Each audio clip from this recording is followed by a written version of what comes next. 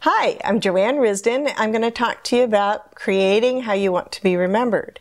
I've got a couple of examples, but the main point on creating how you want to be remembered is that you are empowered already, that it's already in your DNA. And I call it how you were originally created, God's original creation, before the world kind of messed you up.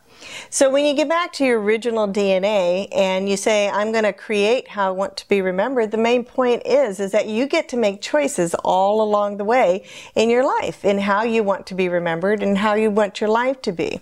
A lot of things out of our control, which is true. And I know I have friends who've, just had horrible childhoods. But the difference is that when you're a victim at one point, you always have a choice not to be a victim in the future. You always have a choice to say, hey, you know what? I'm going to choose to do this. I'm going to choose to forgive. I'm going to choose not to blame somebody.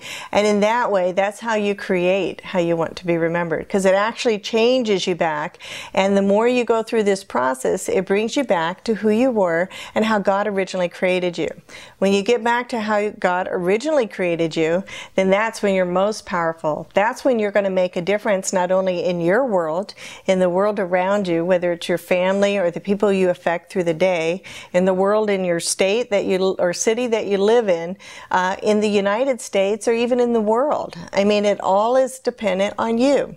That once you take responsibility of who you are today, once you take responsibility of saying, I'm here because of choices I've made along the way, because you can choose to be better, you can choose to get help that you need, and you can choose to change, then that's when you're most empowered to make the biggest difference in your world, no matter how big it is.